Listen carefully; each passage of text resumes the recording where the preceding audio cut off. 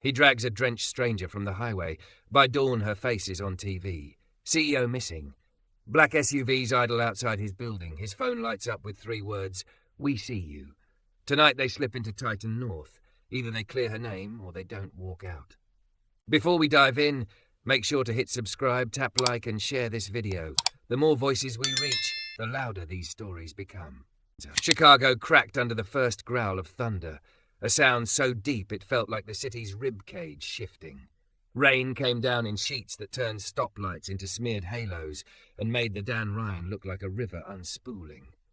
Kadeem Ellis leaned forward in his seat and let the wipers slap at the flood the way a boxer slaps at a bigger man's chest, mostly for rhythm, not effect. His old SUV shuddered every time a semi hissed past, throwing a wall of water over the hood. He should have been in bed an hour ago. 12 hours of coaxing ancient chillers to behave inside Titan North Tower, the kind of building that pretended it didn't sweat, had left grit behind his eyes and copper in his mouth. Nights like this made him think of his grandmother's kitchen. Kettle whistling, storm rattling, a voice steady as a metronome saying, "Baby, storms tell you who you are. It's easy to be kind in sunshine." The next lightning flash lit a figure on the shoulder, a smudge of white and bare skin staggering along the guardrail. He eased onto the hazard lights without thinking, a decision his body made before his mind got a vote. The SUV fishtailed a little as it came to a stop. When he opened the door, rain grabbed the hinges and yanked. Cold slapped his face, quick and mean. "Hey," he shouted over the wind. "You okay?" She turned like it hurt to move, hair a wet gold tangle plastered against her jaw. The dress clinging to her had once been expensive. Even shredded and soaked, it kept the ghost of its structure, hugging the kind of hourglass that made the weather look jealous. One heel dangled from her fingers. The other foot was bare, toes white with cold. Blood had made a thin, rust-coloured river at her temple, diluted now by rain. "Aye," she started, then swallowed. "Cars back there. I think someone." Her voice shook, not the helpless kind of tremble, but the kind you hear after the shock has passed and your body takes inventory and rings the alarm. She put a hand out, missed his shoulder, found it on the second try like she'd picked a point on a map, and the road kept moving. "Come on," he said. "Truck's warm." It wasn't, not really, but it was warmer than the night. He stripped off his work jacket and wrapped it around her. On him, the navy canvas hung in a familiar way. On her, it looked like a borrowed life. He steered her to the passenger side and helped her climb in. When he got behind the wheel again, her breath had fogged the glass in frantic bursts. He turned the heat up until the vents groaned. "Hospital?" he asked. She flinched. The movement was small, but it telegraphed through the seat. "No. A breath. Please. You're bleeding." "It's nothing." She touched the wound and winced. "Someone ran me off the road, or it felt like that. The world spun and then... My phone's dead. I don't want to." She shook her head hard, wet hair flinging cold drops. "Please, just somewhere safe." Safe. The word hit him low in the sternum. He'd been called many things in the nice office emails: maintenance technician, systems associate, the guy who can fix it.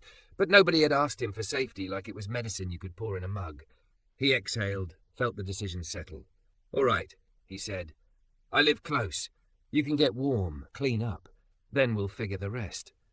She sagged against the seat with a relief so naked it felt private to witness. "Thank you." He merged back into the river of red taillights, steering by memory more than sight. Potholes turned into dark mouths, and he dodged most of them. She pressed trembling fingers against the cut and kept watching him, like she was checking for a trap that didn't spring. "Name?" he asked, pitching his voice into the warm register he used on failing machines and frightened kids alike. "I'm Kadeem." Her mouth twitched, as if weighing truth against instinct. "Vera," she said finally. It fit like a dress you'd wear to a meeting that mattered. She glanced down at herself and huffed a laugh that had no humour in it. "This is not how I do introductions. Storm doesn't ask." "No," she agreed. The syllable shook. After a moment, "Thank you for stopping. My grandma would haunt me if I didn't." They rode the next mile to the soundtrack of rain and wipers. Up close, the cut on her temple didn't look deep, but it looked recent. Her hands told other stories. Manicured, yes, but with half-moons of grit under 2 nails and red marks at the base of her thumb like she'd gripped a steering wheel too hard for too long. A diamond in her earlobe winked to practical size. The dress, though ruined, had been tailored to a body that deserved a better night. Thick hips, soft belly, shoulders that carried more than jewellery. His building hunched against the weather like a boxer between rounds. He pulled into the back lot, splashing through a lake that formed every time the drains took a sick day. 3 flights up by stair. Because, of course, the elevator had chosen to sulk tonight, he shouldered open his apartment door. The place was small and tidy in the deliberate way of a man who has not had the luxury of mess. He helped her in, shut the door against the sound of the storm, and the quiet that felt like a held breath. "Bathroom's through there," he said, pointing. "Towels under the sink. I've got some sweats you can borrow. I'll find them." She wrapped the jacket tighter, chafed her arms like she was bringing herself back into her skin. Up close, the shiver running through her was a fine vibration, like the hum of a motor right before it catches. I don't want to drip everywhere." Floor's seen worse. He dug in the bin at the bottom of his closet for a pair of drawstring pants and a soft old T-shirt with the Southside Skylarks printed on the front. He stopped himself before smoothing them too much. His hands were doing nervous things, and he didn't want her to wear his nerves. She took the clothes like a truce. "You don't even know me. You were on the side of the road in a storm. I know enough. People drive past that kind of thing all the time. I'm not people." Something like an almost smile touched her mouth. It reached neither eyes nor voice, but it put a small dent in the tightness around both. "I can pay you back," she said quickly, rushing into the space before he could answer. "For the jacket, the clothes, this." She gestured at the apartment, the towels in her hands, the whole improbable scene. "Not a ledger," he said. "Just go get warm." She nodded and stepped into the bathroom. He heard the lock turn, then the shower's first uncertain cough as the pipes remembered their job. He put water on for tea because that's what his grandmother would have done. The kettle took its time. The storm raked nails down the windows. He could feel the building's bones complain under the weather. He could have named every creak like an old friend. When she came out, steam followed her like a blessing. His clothes fit in the generous way of borrowed comfort. The T-shirt hugged her curves in places and fell soft in others, and the sweat cinched at her waist, forgiving. She'd cleaned the blood from her temple. The cut looked less dramatic now. Clean and bare-faced, she looked younger, but not smaller. If anything, the absence of makeup made the strength in her jaw and the sharpness in her blue eyes more pronounced. She had the look of someone trained to take a room and then taught to make it look like an accident. "Better?" he asked, handing her a mug. "Like I climbed out of a lake and into a kitchen," she said, voice roughened by steam and adrenaline's hangover. She cupped the tea. "It's good." He leaned against the counter, arms folded, not too close. "You said someone ran you off the road." She took a careful sip, buying time. "It felt like it," she said finally. "A dark SUV, no plates, came out of nowhere, nudged me hard enough that I lost the lane. When I hit the shoulder, I spun, airbags deployed, my ears rang. When I got my seatbelt off, the other car was gone, like it never existed. My phone died after one emergency call that didn't connect. Then the rain found me." She lifted a shoulder. "My luck's usually better." "You call the cops from here," he said. "Phone's charges by the couch." She went very still. Not fear. Calculation. Maybe not yet. He heard all the words she didn't say and felt the floor tilt under his feet. The world was full of reasons not to invite official attention. Personal, professional, life has taught me reasons. He didn't know hers. He knew his. "Okay," he said. "No cops. Rest first. Think later." The kind of gratitude that hurts showed on her face. "You don't even... Why are you like this?" "Because somebody was like this for me," he said, picturing a woman with hands like bark and a voice like a hymn. "Sit. Eat something." He put crackers and peanut butter on a plate because his pantry was a working man's, not a miracle. She ate like her body was waking to the fact that it was hungry. "As soon as you're steady, you can take the bed," he said. "I'll be on the couch." "That's too much."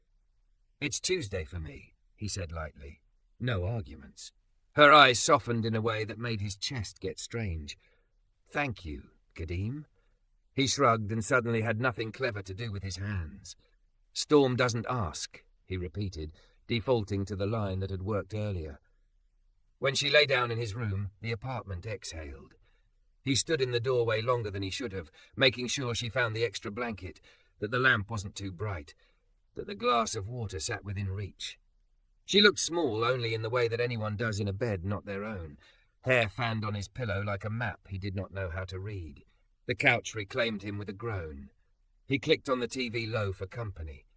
The local news was doing what local news does in storms, live shots of soaked reporters shouting into mics, crawl at the bottom, lighting up with closures and outages. He let the weather be noise until a chyron in red knifed through it.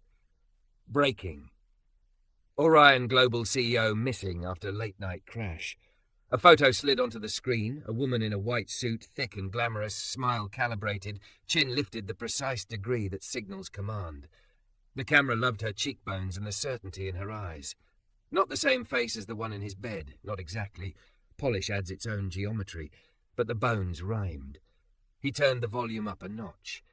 The anchor's voice softened into the expensive cadence of concern. Authorities say Vera Lockridge's vehicle was found on the outbound lanes near. Kadim killed the sound and stared at the glass darkly, reflecting his own outline and the ghost of her sleeping in the hall behind him. Rain drummed, sure and endless. He thumbed his phone awake and watched the battery percentage tick up under the charger's thin light. A text from work pulsed on the lock screen. All hands. 6 a.m. Emergency systems check, because of course the building would call him back when the city was drowning. He looked from the phone to the headline to the closed bedroom door. Storm tells you who you are, he heard in his grandmother's voice. On the TV, the photo of the missing CEO held her chin high, unbothered by weather. In his bed, a woman named Vera breathed slow and soft. He sat very still and listened to the windows rattle. The photo on the TV had a boardroom sheen, but the bones were the same as the woman sleeping in his bed. The wide-set blue eyes that didn't flinch, the high cheekbones, the mouth that made decisions. The chyron called her Vera Lockridge, CEO, Orion Global. Kadim muted the sound and sat very still, rain stitching itself across the window in silver thread. Orion Global owned Titan North Tower. His badge said Orion Facilities. The woman in his bedroom ran the company whose boilers burned under his hands. His grandmother's voice reached across years and thunderstorms. Storms tell you who you are. He did not wake her. He turned the TV off, lay on the couch, stared into the dark until the dark stared back, and at some point exhaustion sank a soft hook in him and tugged him under. He dreamed of ladders, of rooms high above him lit like daylight, and of a woman in his jacket standing on the shoulder of an endless highway, steady as a lighthouse. He woke to quiet rain and the smell of toast. For a blink long enough to be dangerous, he thought he had a wife he'd simply forgotten about, something domestic and impossible and warm.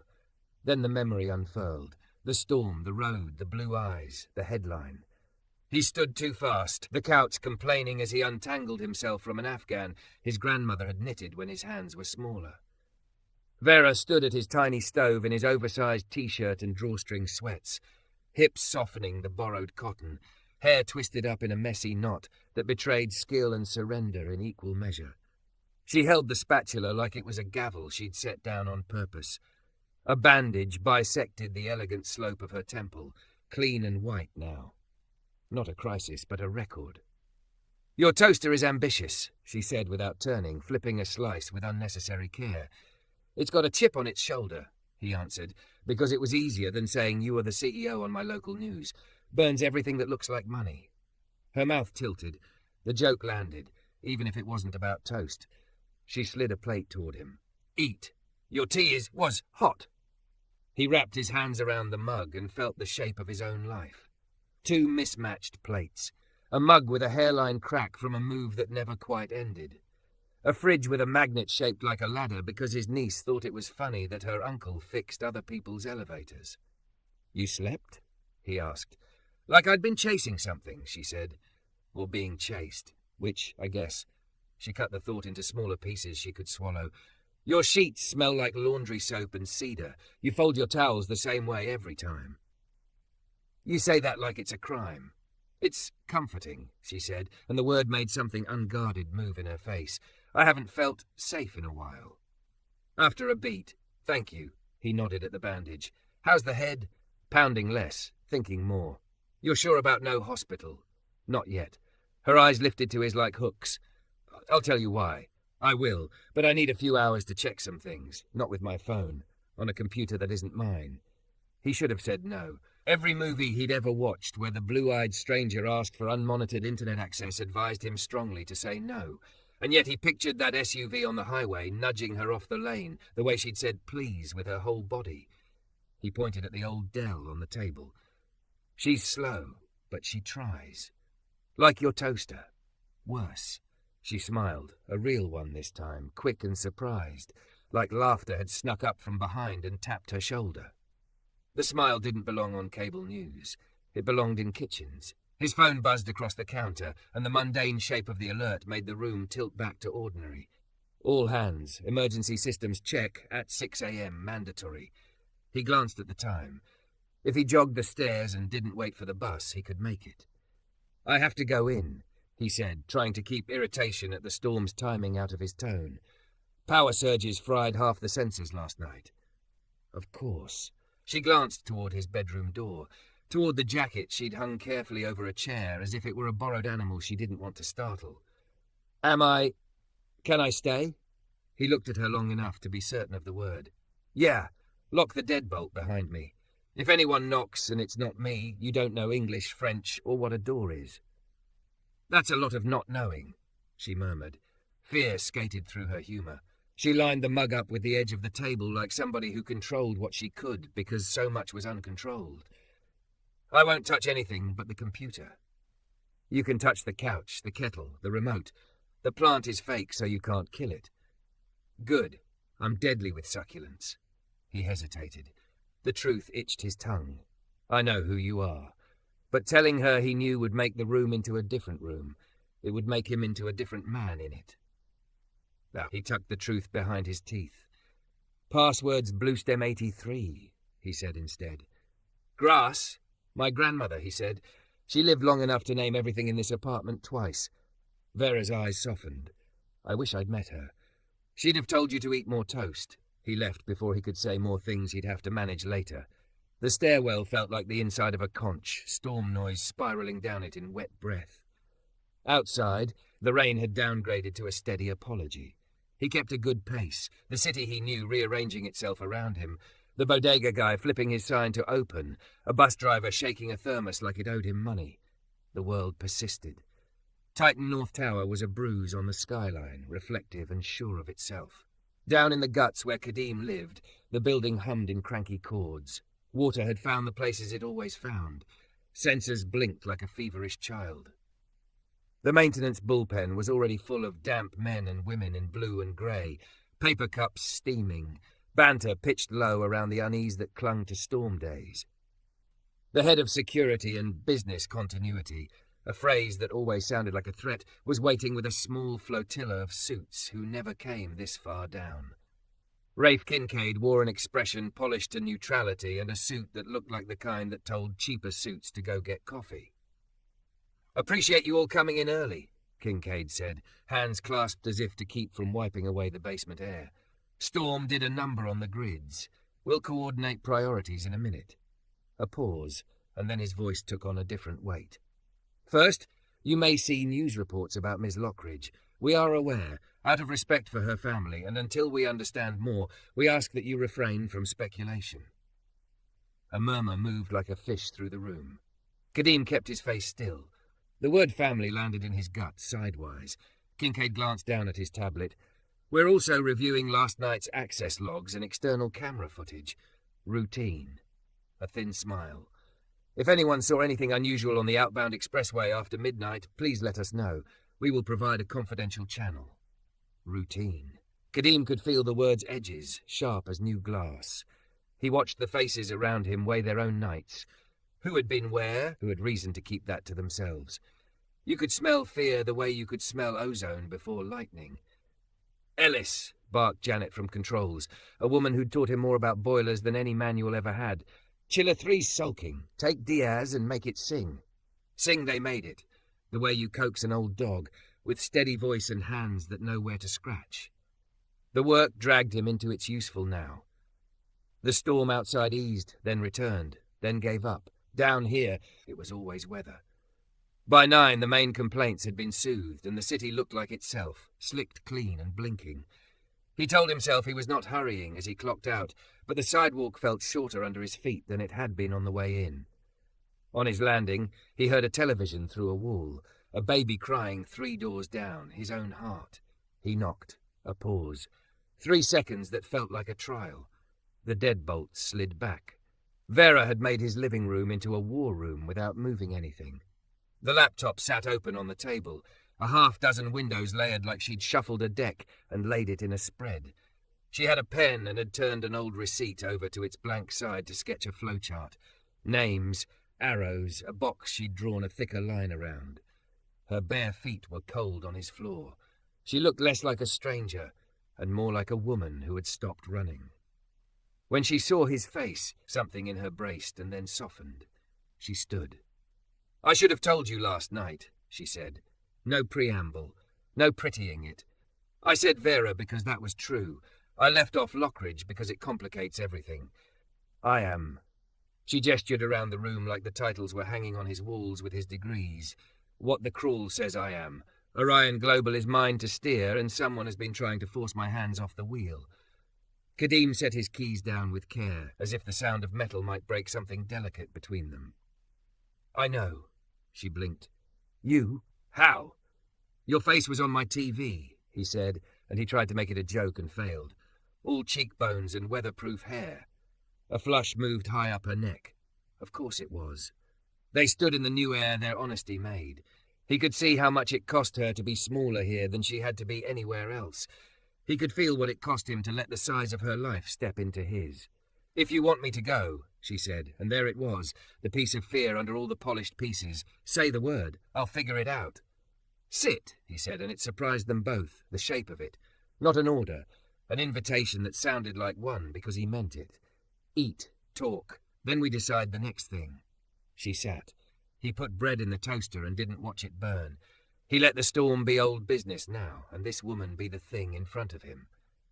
"I wasn't run off the road by accident," Vera said, hands cupped tight around the mug he put there. "Someone wanted me to disappear without the noise of handcuffs. I don't know if they got sloppy or merciful." "You think it's inside?" "I know it is." He thought of Kincaid's careful voice in the basement, of the word routine pinched between his teeth. "And you think you can find what you need from my couch?" "I think I can alive," she said simply. "Which this morning is the best metric I have." The toaster popped. He didn't flinch. The storm had told him something about himself last night. The morning backed it up. "All right," he said. "Then we make a plan." She looked at him then, the way people look at water when they've been walking too long. He did not reach for her hand. He reached for a pen. He drew a line on the blank part of the receipt and wrote the first step. "Tell me everything," he said. Vera breathed out like a door had opened and began. "Don't forget to subscribe for more intense cinematic love stories. Your click helps us make the next chapter." By noon, the storm had softened to a sulk, but inside Kadim's apartment the air felt charged, the way it does when a plan is about to become a night. Vera had filled a receipt with arrows and names. Kincaid sat in a box she'd traced 3 times, as if to remind herself where the danger lived. She spoke in a low, even tone that made room for fear without letting it drive. "They needed me off the board and off the grid," she said. "There's a vote on Monday. If I'm absent, they can name an interim. If the story also suggests I'm unstable, the market forgives whatever they do next. And you think Kincaid's the spine of it? At minimum, he's the nerve endings. The money trails and authorization tokens that matter are in my office safe and on a cold drive in my private file room. I never thought I'd need to use them this way." She rubbed the bandage at her temple and flinched, as if the memory of the guardrail lived under the gauze. Kadim wrote 3 words on the blank half of the receipt. "Get, prove, live." "If we go," he said, "we go with maintenance access and a reason to be where we shouldn't." Her gaze flicked to his work jacket hanging over a chair. The navy canvas looked like a borrowed sky. "You'd risk your job?" He thought of his badge, the way scanners blinked green for him unapologetically until they didn't. He thought of his grandmother's ladder magnet and the fact that he had been on the bottom rung so long he could count the splinters by feel. I'd risk a lot less than you already have." They worked until the light outside went grey and then darker. He brought out a spare set of coveralls and a cap that had seen better roofs. When Vera pulled the coveralls over her hips, the fabric hesitated the way cotton does when it meets a woman not designed by fear. The zipper stuck for an indelicate second. She laughed at it without apology and tugged the cap low. The effect was not invisibility. Nothing about her went invisible, but it reframed her in a language the building knew, practical, necessary, meant to pass through unnoticed. She looked at herself in the hallway mirror and exhaled. Some other woman might have mourned the suit. This one admired the camouflage. They left after the dinner hour, when the building's shoulders relax and security's attention spreads thin over too much quiet.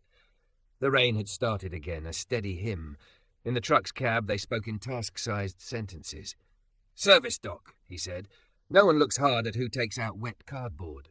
"Executive floor first," she answered. "Safe behind the supply cabinet. Then the file room on 12. "Kincaid watches the executive floor," he warned. "Kincaid watches everything," she said. "But he underestimates the basement." At Titan North's loading dock, the guard barely glanced up.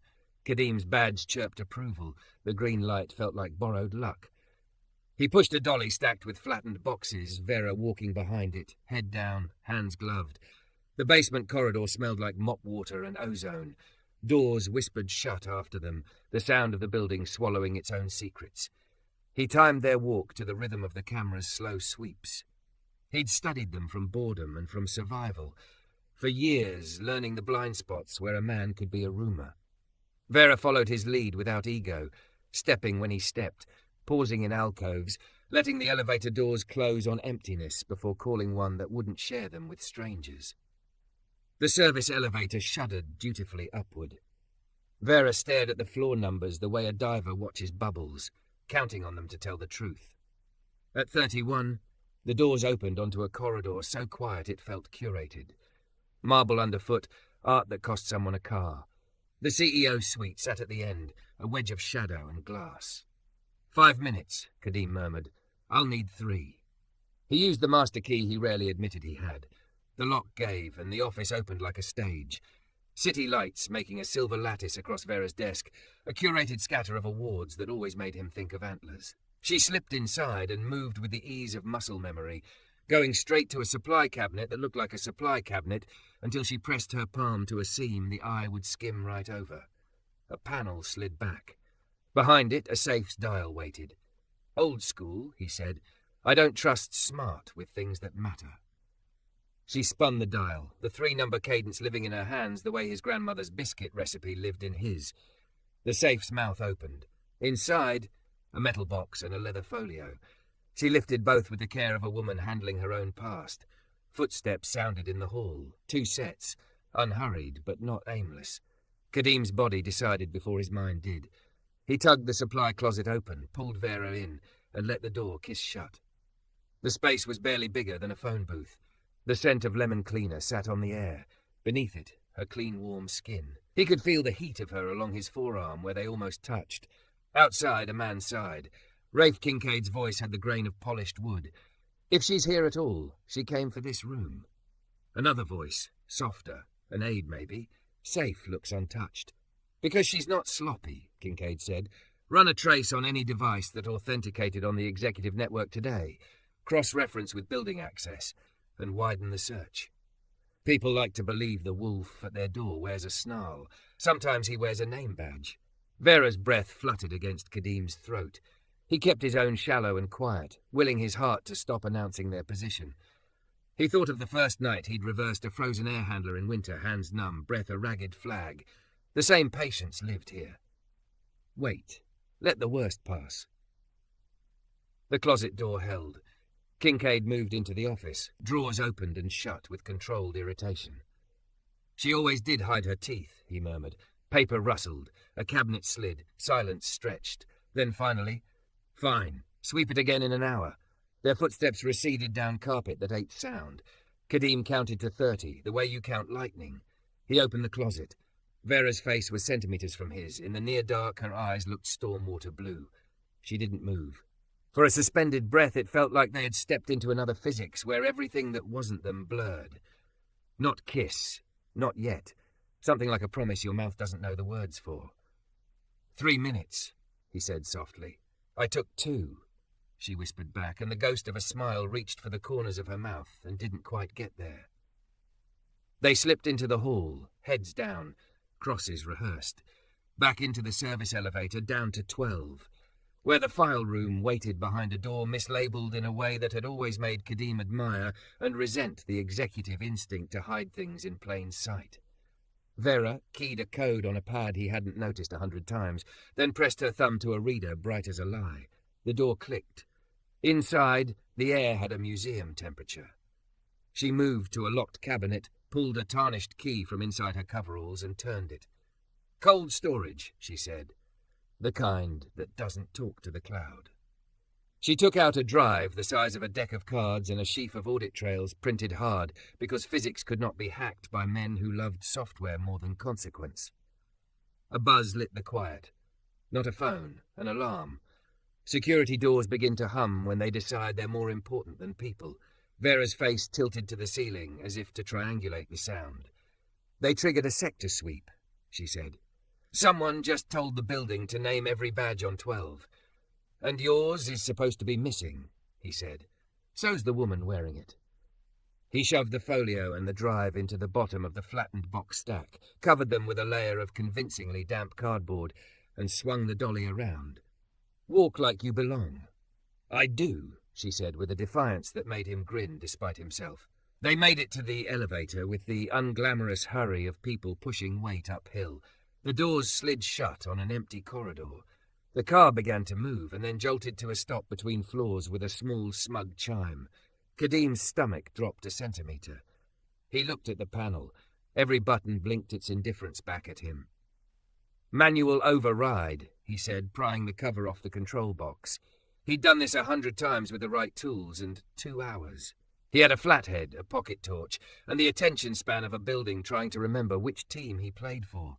Vera stood so close he could feel her fingers wanting to help and not knowing where to put themselves. Can you? Yes, he said. He found the contact that mattered and bridged it with the screwdriver, felt the elevator's old heart thump. The car shivered, then resumed its descent at a sulky crawl. A voice floated up the shaft, amplified by the building's throat. Hold that car. Kincaid, too near. The elevator picked up speed like a guilty thing. Kadim kept the contact bridged until he smelled warmth he didn't like, then pulled the screwdriver away. The car coasted, slowed, opened with a sigh onto the basement's cool light.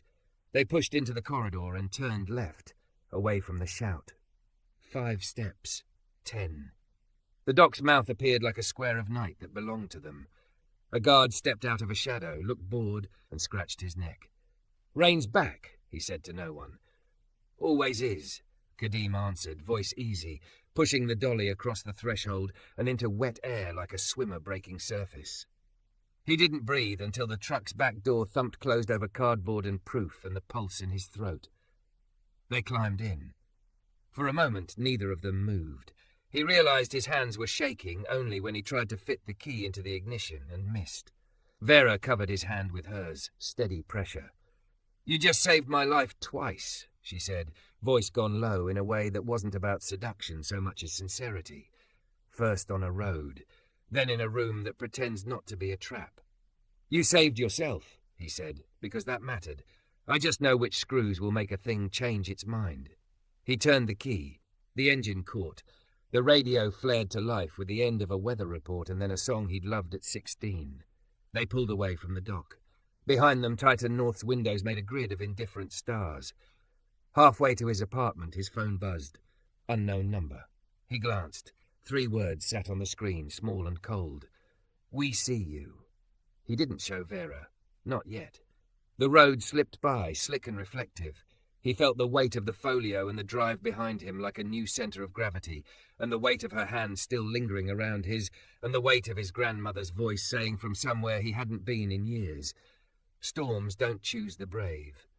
The brave choose each other. The apartment felt smaller with the folio on the table, the cold drive tucked under wet cardboard, and the words "We see you" burning in Kadim's pocket like a hot coin. He set his keys down quietly, as if the metal could set off an alarm Vera hadn't already tripped by existing. "I need to tell you something," he said. Her head lifted fast. She scanned his face the way a medic scans a wound. "What happened?" He turned his phone so she could read the 3 words. Her pupils tightened, a very controlled earthquake moving through the blue. She didn't panic. She did something scarier, she thought. "They were always watching the building," she said. "Now they're watching you." "I left my phone number on 100 work orders," he said. "They didn't have to try hard." Then we stopped making it easy. She pointed to the outlet where his charger was winking like a blinking light on a small bomb. "Kill it, pull the SIM, wrap it in foil, bury it in the freezer behind the peas." He almost laughed. "That a real thing or just spy movie superstition?" "It's a thing my head of security taught me before he decided I didn't need to know it," she said, mouth hardening on Kincaid's ghost. "Trust me." He did. He powered down, slid the back off, freed the little rectangle of identity and did what she said. The freezer closed with a stupidly domestic thud. "Now you," he said, nodding at the old Dell. "I've been pretending to be nobody since sunrise," she answered. "No logins, nothing direct. I've been pulling indexes I know by muscle memory and stashing them on your drive. It's not enough. We need a release plan." "A what now?" "If I vanish," she said, and the word wasn't melodrama so much as arithmetic, "the package goes out anyway. To regulators, to the press, to the audit chair I trust more than the board. To my lawyer who still owes me for saving his firm in 2019. We set it to detonate without me." "You know people who can take Kincaid down?" "I know institutions that like a clean scalp," she said. "The trick is assembling a story simple enough for a judge to follow and complicated enough for a criminal to choke on." He dragged a chair in and sat beside her, elbows on his knees. Up this close he could see the freckles scattered on her chest. The T-shirt skimmed her curves without apology. She wore her body like a verdict. "Say we send your package," he said. "What happens to you between now and when the cavalry decides to pretend they've always loved you?" "I live," she said, "which means we move." He glanced at the deadbolt like he could will it thicker. "They could already be downstairs. Then we don't go through the front door." He listened. The storm had softened to a whisper that made the windows hum. Voices in the hall? Nothing yet but television laughter 2 apartments over and a baby testing its volume down the stairwell. "We need copies," he said. "I've got 2 decent flash drives." "Encrypt them," she said, "if you don't know how." "I do," he said, surprised at his own pride. He did, in fact, know how to lock something in math. Grandma didn't raise fools. She watched him configure and copy with the patience of a woman letting someone else drive for once. He named the files boring names, disguised directories as tax returns from years that made his stomach hurt for other reasons. He put 1 drive in the hollow inside his grandmother's ladder magnet, which was, for the first time in its life, more than a joke. He taped the second under the false bottom of a toolbox. "Insurance," he said, "and hope," she allowed. He grabbed a hoodie. She grabbed the cap. He turned off lights in a pattern he'd learned as a kid, to make a place look empty from the street even when it wasn't. He opened the back bedroom window that stuck unless you knew which corner to lift, and he showed her the fire escape that looked like a bad idea until you needed one. "You okay with heights?" he asked. "I'm okay with getting old," she said, and swung a leg out into the rain. The steps were slick with more than weather. On the second landing, a tag scrawled in silver marker read, "We Matter." He put his palm there for a second, not because it would help him balance, but because sometimes you put your hand on a thing to remind it, and yourself, that you belong to the world that wrote it. They dropped into the alley. A black SUV idled at the end of the block. It looked like 100 SUVs he'd seen in this city, unremarkable until it was in your narrative. He touched Vera's arm and felt the muscle under the curve, ready to run or brake or both. "Not the truck," he said. "They'll have it on a camera somewhere. We cut through 2 alleys, take the red line north, switch twice, get off where the map frays." "Do you do this often?" "I'm black in Chicago," he said. "I practice not being obvious." They moved. Rain slicked their hair to their heads and their choices to the moment. In the first alley, a cat made of negative space stared them down like a tiny judge. In the second, a teenager in a bull's hoodie clocked Kadim's stride and Vera's borrowed cap and made a calculation in his eyes that landed on not my problem. He flicked his chin in a gesture that meant clear for now. On the platform, Kadim stood between Vera and the open space like he could shoulder the wind aside. A pair of security contractors in jackets that tried too hard to look like official scanned faces with bored predatory patience. Vera lowered her head and became another body waiting for a train, which was a kind of miracle if you thought too hard about it. Kadim let a couple board first, slid into the third car. Vera's shoulder brushed his on the lurch and every nerve he owned took attendance. They rode to Belmont in silence. At the transfer, he watched for tails the way you watch for mosquitoes, more sensation than observation. He didn't see the SUV men, which didn't mean they weren't there. He took them down again on the purple line, then up into a neighborhood full of small restaurants and people who'd be eating until late because storms make food taste like home. "Where?" she asked. "A place that taught me how to fix what I can't fix," he said. The church's basement smelled like damp songbooks and coffee. Pastor Morgan opened the door in sweats, hair under a scarf, eyes clear in a way that said sleep had never had a chance with her anyway. "Kadim Ellis," she said, lifting a brow that had cut many a sermon in half. "You only come to me at God's hours when something is on fire." "Figuratively," he said. "Pastor, this is." Vera spoke before he had to invent a name or choose a truth. "Vera," she said simply, holding out her hand. Pastor Morgan took it, looked at the bandage, then at Kadim. She could smell a story like rain. "Whatever it is," the pastor said, "we can be quiet here. The Wi-Fi is better than it has any right to be." Vera smiled, small and grateful. "You have no idea how much that sentence means to me." They took a desk in the church office. The old printer muttered in its sleep. A wall map showed the city, peppered with post-it notes, shut-ins to visit, food bank hours, a flag by the corner where Kadim's grandmother's apartment had been before the landlord got bold and then quiet. "Help me make it simple," Vera said. 1 page for a judge, 12 pages for an auditor, and a memo for a newsroom that can't look away. He watched her pull the threads she needed and leave the ones she didn't. He had never seen someone be this large and this precise at once. Thick wrists braced on the desk, strong shoulders hunched. She typed like there was no world outside the sentence she was building. He fetched coffee he didn't want, lent her his body heat when the basement made its case for blankets, held up names and dates he'd overheard in 10 years of being invisible, and found that they mattered in her paragraphs. Pastor Morgan glanced in twice, and then left them alone with the hum of the building and a clock that ticked like a heart. At 1:30 a.m., Vera sat back, rubbed her eyes, and whispered, "Okay." "What's okay?" "I have a package a prosecutor can climb," she said, "and a letter the board's independent members will recognize as a lifeline instead of a threat, and 3 press emails that will trigger reputational nightmares if anyone pretends not to read me." He whistled under his breath. "That's a lot of fireworks in a basement office."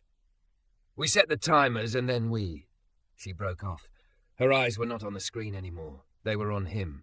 The room, concrete, fluorescent, ordinary, shifted around the point where her gaze met his.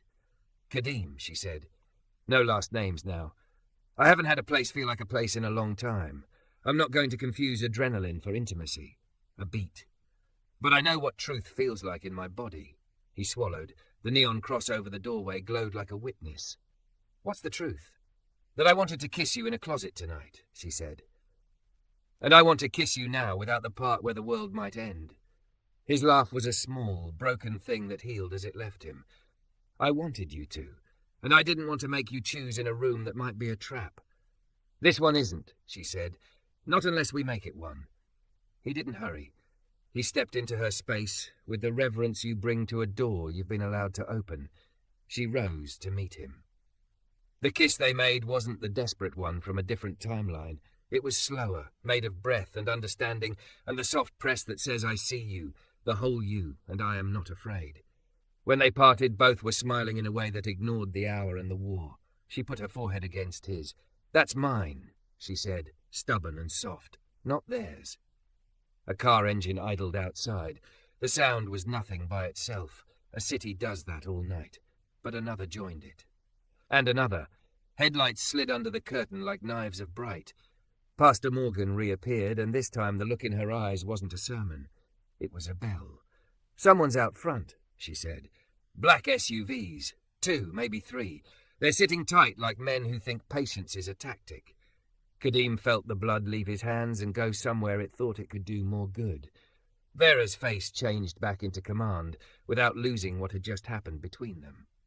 She tapped the keyboard 3 times, sent 3 scheduled letters to their future, and then unplugged the drive like she was removing a detonator. "We send the rest on a dead man timer," she said, fingers moving sure. "If we don't check in by 8, everyone gets everything." Pastor Morgan's mouth tightened into something that, on another day, would have been a smile. "I do love it when the powerful forget basements exist," she said. "Follow me. There's an exit they don't know about." They killed the lights.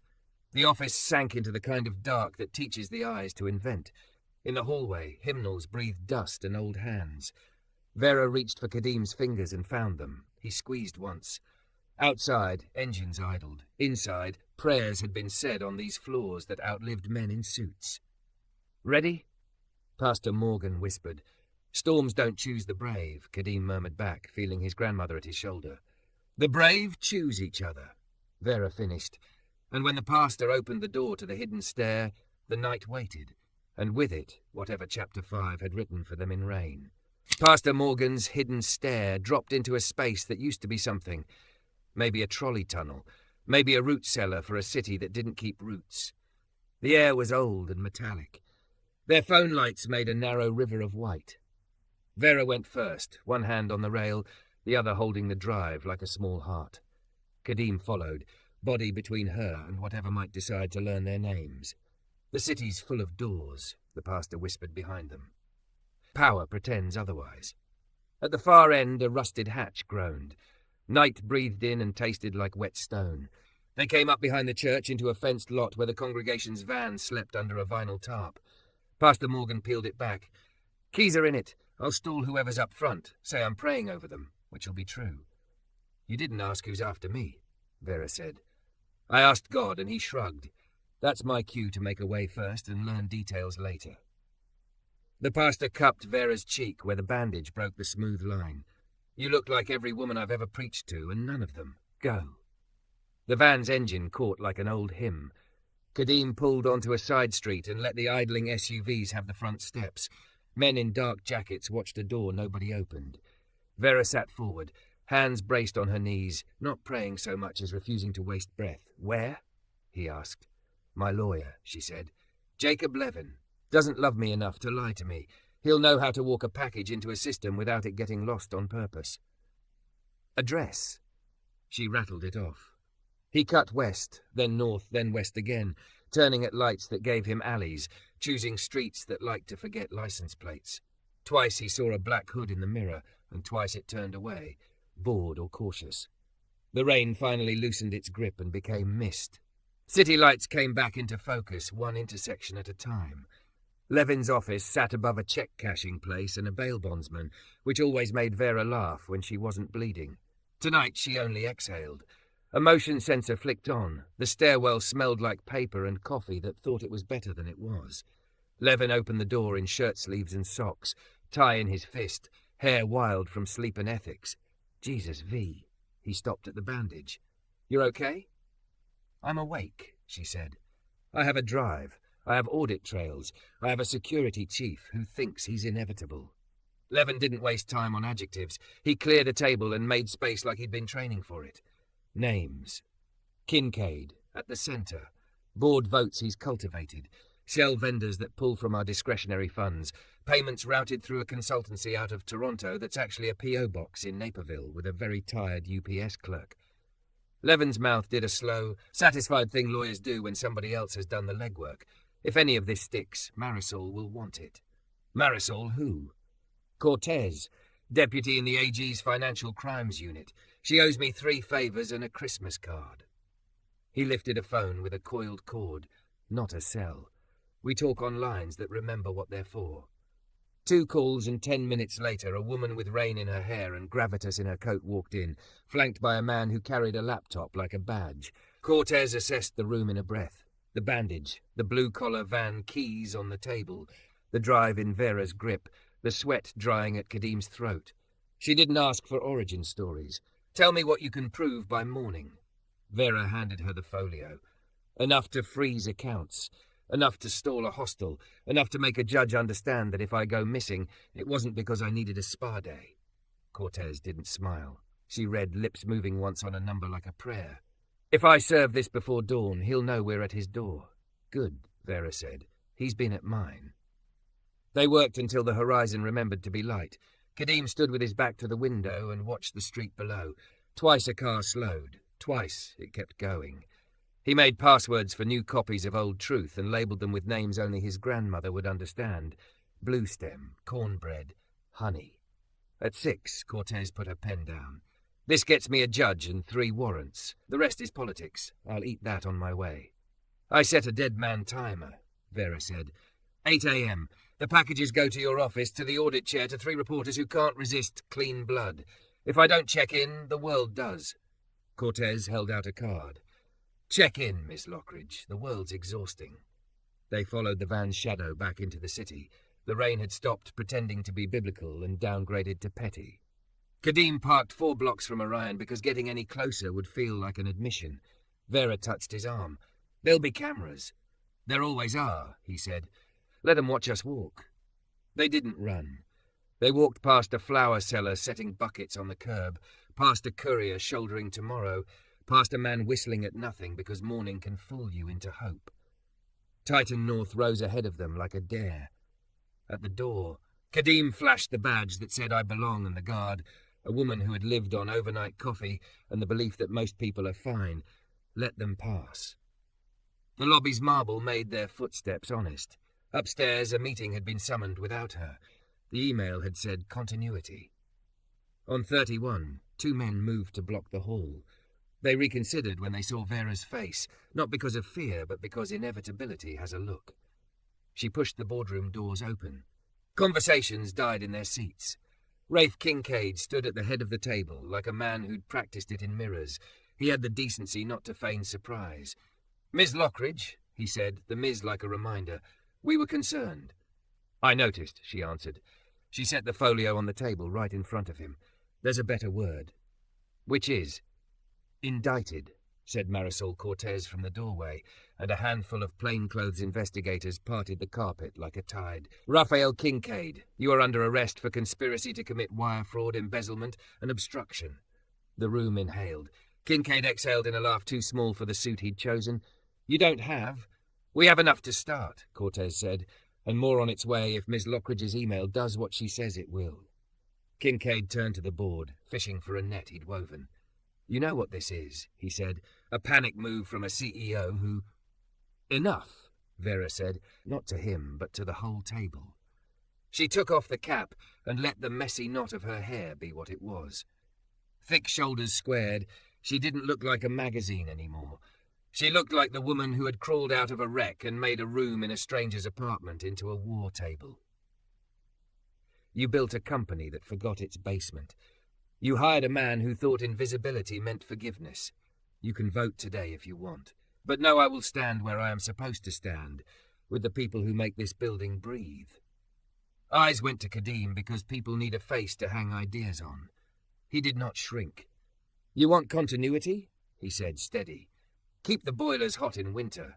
Fix an elevator between floors without killing anyone. Pay the night shift like you mean it. Stop inventing titles so you can avoid calling a thing what it is. A junior member cleared her throat. Mr. Ellis, isn't it? Kadim, he said. Kadim, she repeated, and something like a reset passed through her posture. What would you do first? He glanced at Vera and found not permission, but partnership.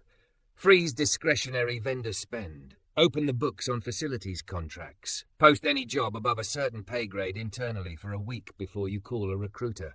Start an apprenticeship program that pays instead of praise, and stop pretending the night is a myth. The board's chair, A woman who had survived 3 mergers and a divorce because she learned where to place her voice looked at Cortez, then at Vera, then at the rain on the windows. She closed her laptop. "We have a CEO who just walked in with a prosecutor instead of a PR firm," she said. "We can work with that." Kincaid tried one last time to puppet the air. It didn't move. The cuffs clicked, quiet and inexorable. When the door closed on him, it felt like a pressure change. After, there was talking. Forms, a dozen small rescues and 100 small deaths. People shook Vera's hand who hadn't looked her in the eye in a year. Someone pressed a tissue into Kadim's palm that he hadn't asked for. A building learns fast. So do the people in it when the weather changes. On the roof, where the city does its best trick, pretending you could hold it, Vera and Kadim stood with their coats open to what the morning had left. The sky was a pale bruise healing. Down below, buses threaded the wet. Somewhere, Pastor Morgan was pouring coffee for a reporter who didn't know how to leave. "I thought I was going to do this alone," Vera said. "For so long I thought that was the cost of the life I picked." "You didn't pick the storm," he said, "but you picked me. I picked you back." She looked at him like the first time you let yourself believe you get another beginning. "What do we do now?" "We eat," he said, because his grandmother never let Joy skip breakfast. Then, softer, "We build a place that remembers its basement, and we don't forget each other when the sun is out." She laughed, and it was the kind that puts warmth in windows.